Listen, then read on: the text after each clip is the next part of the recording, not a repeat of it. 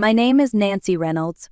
I am 65 years old, and I never imagined the day would come when my own son would shove me to the ground because I refused to give him money. What he did not know was that I had a secret that would make him regret everything. I live in a small town outside Asheville, North Carolina.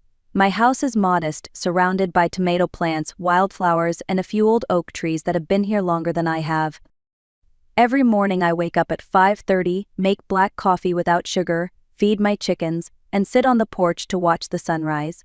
It is my quiet moment, the only time of day that still feels peaceful. I have been a widow for almost 9 years. My husband, Robert, died of a sudden heart attack, leaving me with a large piece of land he inherited from his parents. It was almost 20 acres, but it had been neglected for years. The roof leaked, the fences had fallen, and the soil was covered with weeds. Keeping that land was more of a burden than a blessing, but I held on to it out of loyalty to Robert's memory. For years, my children, Jacob and Melissa, built their lives in the city while I stayed here, surviving on my small savings and whatever I could earn cleaning houses and selling home-cooked meals on weekends. I never asked for help because I have always been proud. My children had their own responsibilities, and I believed I could handle mine. Everything changed one afternoon when a man in a gray suit showed up at my door. He introduced himself as a representative of a construction company. They were developing a new housing project nearby and wanted to buy my land. He offered $190,000. I nearly dropped the coffee mug from my hand. It was more money than I had ever seen in my life. That night, I could not sleep. I walked around the old property, remembering how Robert used to talk about building a small orchard there. I thought about all the years of struggle, about the broken fences and the endless repairs, and I asked myself if holding on to that land was worth the pain anymore. And then I remembered my sister Susan. She died 5 years ago from cancer.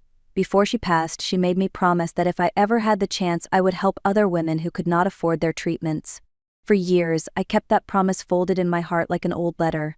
Maybe now, I thought, it was time to open it. After 2 weeks of sleepless nights and silent prayers, I decided to sell. The papers were signed within a month. When I saw the balance in my bank account, I cried, not from greed but from the realization that I finally had the means to live without fear of running out of money. I told no one, not even my neighbor Grace, who has been like a sister to me for 30 years. I felt that the less people knew, the safer I would be until I decided exactly what to do with it. Life went on as usual. I drank my morning coffee, tended my garden, and smiled to myself, thinking of the future I could now afford. But as the sun went down on a Thursday evening, I noticed a white car pulling into my driveway. It was my daughter Melissa. She never visited on weekdays. The smile she gave me as she stepped out of her car was the same one she used as a child whenever she wanted something. And right then, as the sunset painted the sky orange and red, I felt a chill deep inside. Something told me peace was about to end. Melissa walked toward me, her heels sinking into the dirt as if the earth itself resisted her presence. She wore a yellow dress I had never seen before, and carried a large handbag that looked expensive. "Mom," she said with a bright smile, "I heard from Mrs. Grant down the road that you sold Dad's property. I'm so happy for you." Her tone was sweet, too sweet, like honey masking something bitter. I led her inside and poured her a glass of cold water with ice. We sat in the living room, she on the sofa, me in my rocking chair that once belonged to my grandmother. I could tell she was nervous by the way she tapped her fingernails against the glass. "So," she began, pretending to look around the room, "I imagine it must have been for quite a bit of money, right? That land was valuable." I didn't answer right away. "It was a fair sale," I finally said. "Enough for me to fix the house and have some peace." Melissa leaned forward, eyes shining. "Mom, you can trust me. I just want to make sure you're managing everything safely. A big amount like that can be dangerous if you don't invest it right." Her words sounded caring, but her expression reminded me of a salesperson rather than a daughter. "Thank you, sweetheart," I said quietly, "but I've already made plans." She forced a laugh. "Plans? Mom, you're 65. You don't need that much money. Why not help your family? Ryan's business is struggling. We could use just a small loan, maybe $20,000 or $30,000. I promise we'll pay you back." I looked at her carefully. "Melissa, that money is not for lending. I worked my whole life to earn security, not to hand it away." Her smile faded instantly. "You don't trust your own daughter?" It's not about trust, I said calmly. It's about boundaries. I'm finally doing something for myself. Melissa crossed her arms, her voice rising. For yourself? What are you going to do, Mom? Buy a new car, travel the world? At your age, you don't need all that. You could help Brian get the business back on its feet. I took a deep breath, keeping my voice steady. At my age, I've learned that peace of mind is worth more than any investment. She rolled her eyes. This is ridiculous. Dad's property belonged to the whole family. It's not fair that you keep it all. The word fair cut deep. Where was fairness when I was cleaning other people's floors after your father died? When I sold home-cooked meals just to keep the lights on? None of you offered to help then? Melissa looked down, her voice softer but still defensive. We didn't know things were that bad. You didn't want to know, I said quietly. You were too busy with your own lives. The silence stretched between us, thick as fog. Finally, she stood up and adjusted her handbag. Fine, Mom. Do whatever you want. But don't be surprised if people think you've lost your mind. When she left, the sound of her car fading down the road felt heavier than thunder. I sat alone on my porch as the evening wind cooled my skin. Somewhere deep inside, I knew that this was only the beginning. The peace I had dreamed of was already slipping through my fingers. The next morning, I tried to convince myself that Melissa's visit had just been a bad dream. I watered my tomato plants, fed the chickens, and sat on the porch with my coffee, pretending nothing had changed. But something inside me had the quiet didn't feel peaceful anymore. It felt like the pause before a storm. 3 days later, that storm arrived. A black pickup truck pulled into my driveway, the sound of its engine breaking the calm morning air. I recognized it immediately, my son Jacob's truck. He climbed out, heavy-built, wearing a wrinkled t-shirt and jeans that hadn't seen an iron in years.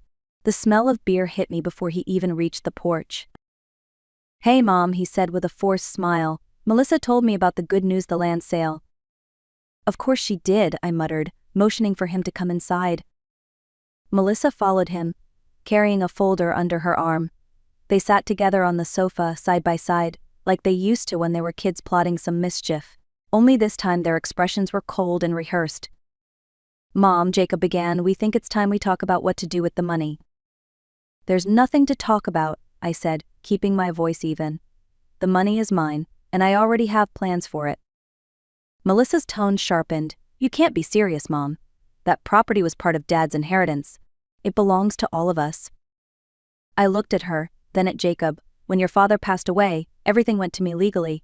I paid the taxes, fixed the fences, and kept that land from being taken by the bank. Neither of you lifted a finger to help. Jacob leaned forward, his eyes narrowing. That may be true, but we're still his children. We have a right to what's ours.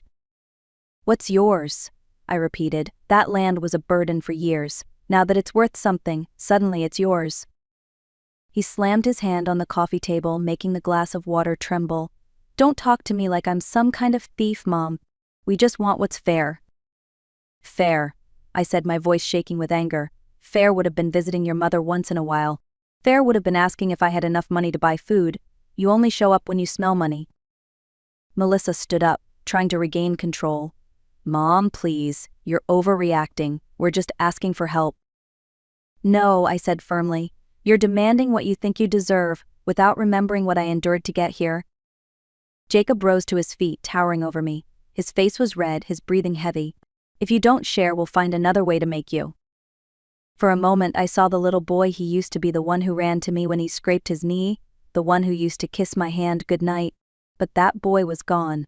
The man standing in front of me was a stranger, fueled by greed and resentment. Get out of my house, I whispered, pointing toward the door.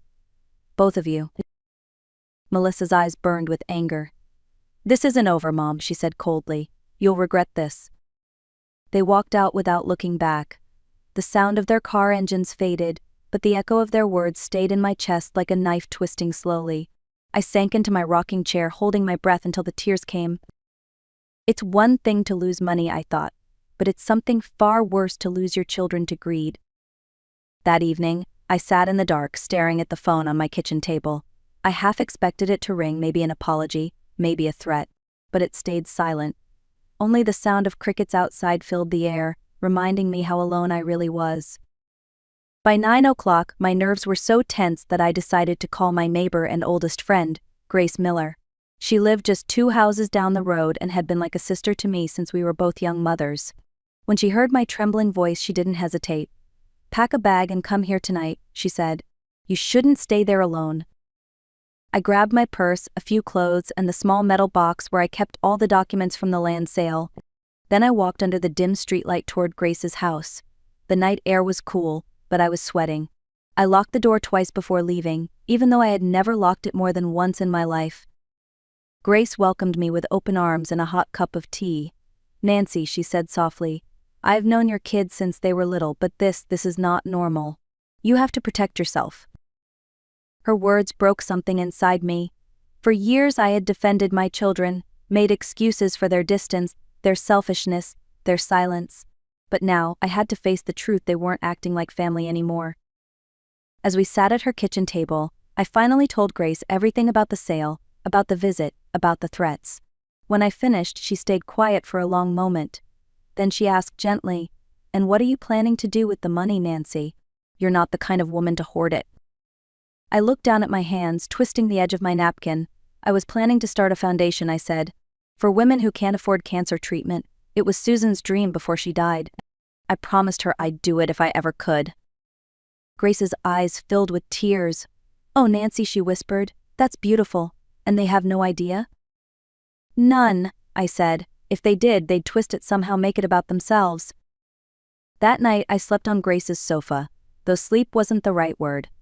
Every sound, the hum of the refrigerator, the creak of the floor, made me flinch. I dreamed that Jacob and Melissa were standing over my bed, arguing about my will, their voices echoing like ghosts. The next morning I returned home to feed my chickens and check on the house. The moment I reached the gate, my heart dropped. The front door's lock had scratches all around it, and the flowers by the porch were crushed as if someone had stepped on them. My garden soil had fresh boot prints, large ones. Inside, nothing was missing, but everything was slightly off. The chairs were moved, my drawers half open, papers scattered, and the metal box from under my bed had been pulled out and left sitting in plain view. I knew immediately that someone had been searching for something: the documents, or worse, the bank information. I sat down slowly, trembling, and dialed Grace again. "They were here," I said. "Someone broke in." "Call the police, Nancy," she urged, "right now." But before I could, I heard a knock at the door. My heart nearly stopped. When I opened it, I found my late husband's cousin, Ethan Turner, standing on the porch, his face pale and worried. "Nancy," he said quietly, "we need to talk. I was at the bar last night, and I overheard something you need to know." My knees went weak. "What did you hear, Ethan?" He swallowed hard. "Jacob was there, drunk, talking to two men. He said they were going to find a way to take control of your money. They mentioned something about getting a doctor to declare you mentally unfit." For a long moment I couldn't breathe. "Declare me unfit?" Ethan nodded. "They're serious, Nancy. You have to act fast." And in that instant I realized the storm wasn't coming, it was already here. After Ethan left, I sat for a long time, staring at the sunlight creeping across my kitchen floor. I had raised my children to be honest, hardworking, and kind. How had it come to this? How had the love I poured into them turned into a weapon against me? I called my lawyer, Mr. Hayes, the same man who had helped with the land sale. When I told him everything, he didn't sound surprised. "Mrs. Reynolds," he said, "I've seen this happen before. You need to protect yourself immediately. Go to the sheriff's office and file for a restraining order. Also, I'll have your doctor prepare a mental competency evaluation. That way no one can question your sanity." That afternoon I did exactly that. The sheriff listened carefully, nodding as I spoke, and promised to patrol near my property for a few nights. I felt a small sense of relief. Maybe, just maybe, this nightmare could still be stopped. But the very next day, the nightmare came to my doorstep. It was late morning. I was trimming the rose bushes when I heard the sound of a car engine, then another. Two vehicles pulled into my driveway. The first was Jacob's black truck. The second was a dark sedan I didn't recognize. My heart began to pound. Jacob got out first, followed by two large men in leather jackets. Melissa stepped out of the passenger seat of the truck, her face pale and anxious. "Mom," she called out, "can we talk?" I stayed where I was, holding the pruning shears tightly in my hand. "About what?" I asked. Jacob stepped forward. "We're here to settle this once and for all. Sign the papers and nobody gets hurt." I blinked. "What papers?" "The transfer of funds," Melissa said softly, avoiding my eyes. "It's just temporary, Mom. Please don't make this harder than it needs to be." My hands started to shake. You brought strangers to my home to threaten me? Jacob smirked. They're just witnesses. Now stop being dramatic and sign. I took a slow step back, toward the house. Leave now, or I'll call the police. He laughed. Go ahead. Tell them your own kids came to visit. Who do you think they'll believe? The drunk son or the crazy old lady? I didn't answer. My cell phone was in my pocket, already dialing 911 as I slipped behind the oak tree near the porch. My voice was barely above a whisper as I told the dispatcher my address. Within minutes, sirens echoed down the road. Jacob turned toward the sound, his face twisting in panic. You called the cops? He yelled. Officers, I shouted as two deputies ran up the driveway. These are my children and they came here with strangers to threaten me for money. One of the men tried to run, but the officers blocked him. Jacob spun around, furious. Mom, why would you do this? He shouted and stepped forward, grabbing my arm. We're your family. Let me go, Jacob, I said, my voice breaking. You stopped being my family the moment you raised your hand against me. He shoved me hard. The world tilted. I hit the ground, pain exploding through my side. I heard Grace's voice screaming from somewhere she had seen everything from her porch. The officers grabbed Jacob, forcing him down, handcuffing him as I gasped for air. Melissa stood frozen, tears streaming down her face. Oh God, Jacob, what have you done? The last thing I remember before they lifted me into the ambulance was the look on my son's face, a mixture of rage, shock, and regret. The look of a man who had just destroyed his own soul. The next few weeks passed in a blur of hospital lights and painkillers. The doctors told me I had 2 fractured ribs and heavy bruising on my back, but I was lucky. Grace visited every day, bringing flowers from my garden and updates about the case. Jacob's been arrested, she said one afternoon, sitting by my bed. They charged him with elder abuse and assault. The other 2 men are in custody too. One of them already confessed that Jacob hired them to intimidate you. I closed my eyes. I didn't feel victory, only a deep sadness. And Melissa, I asked. She's cooperating with the police, Grace said gently. They won't send her to jail, but she's getting community service. She told them she's sorry. When I was finally discharged, I went straight to my lawyer's office instead of home. Mr. Hayes helped me secure my finances, transfer everything into a protected trust, and officially file the documents for something I had almost forgotten, the Susan Hope Foundation. It took months to set up, but by spring the foundation was real. We partnered with a local hospital to help women pay for cancer treatments they could not afford.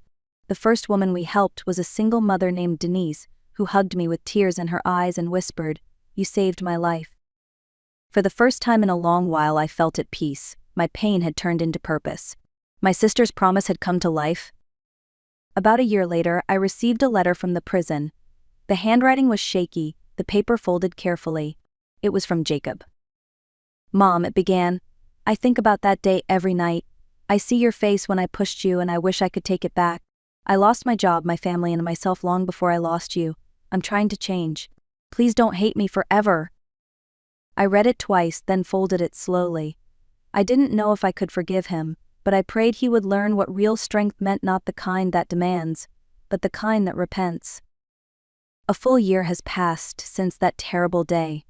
The scars on my ribs have faded, though sometimes they ache when the rain comes. The garden has grown wild again, but I don't mind. It reminds me that even after being torn apart, life finds a way to bloom. Melissa visits me once a week now.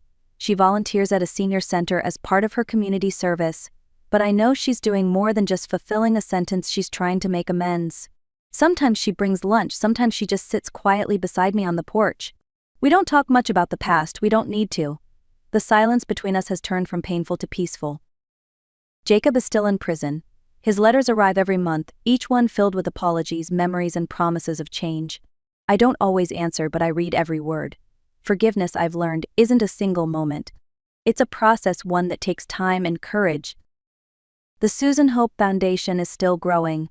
We've helped more than 50 women so far, and every time I see one of them ring the bell to mark the end of their treatment, I think of my sister and whisper, "We did it, Susan." When I look back now, I don't see revenge. I see survival. I see a woman who refused to be broken, even when everything around her fell apart. Money can be earned and lost, but dignity once surrendered takes a lifetime to rebuild. So protect your peace, no matter who tries to steal it from you. Love your children, but don't let that love blind you to the truth. And if this story touched your heart, I'd love to know where you're watching from.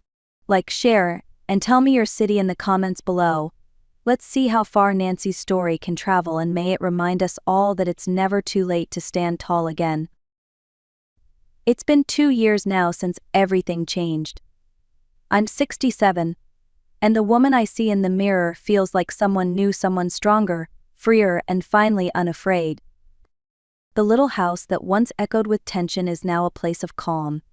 The walls are freshly painted in pale blue, the color of peace. My mornings still start with coffee and the sound of birds outside the window, but there's a difference now. The silence feels comforting, not lonely.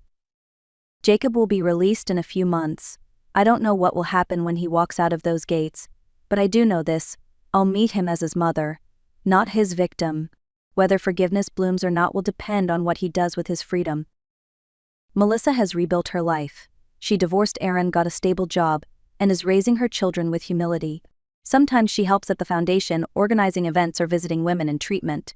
Every time I see her there, I'm reminded that redemption isn't about words, it's about showing up, again and again, until trust quietly returns. The Susan Hope Foundation has become my legacy. Each new life it touches fills the void my children's betrayal left behind. Pain turned into purpose, and purpose into healing, not just for me, but for the women who once thought hope was out of reach. If you've ever been betrayed by those you love, remember Nancy's story. Pain can destroy you, or it can refine you. The choice is yours.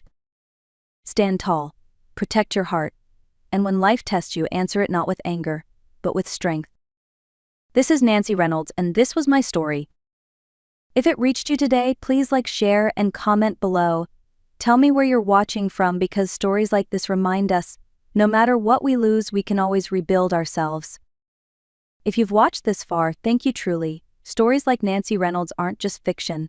They reflect the silent battles many parents, especially mothers, face every day, choosing between love and self-respect, between forgiveness and survival. Nancy's journey wasn't about vengeance. It was about reclaiming her voice after being silenced by those who should have protected it. And maybe that's the hardest kind of courage, standing up to your own family when love turns into manipulation.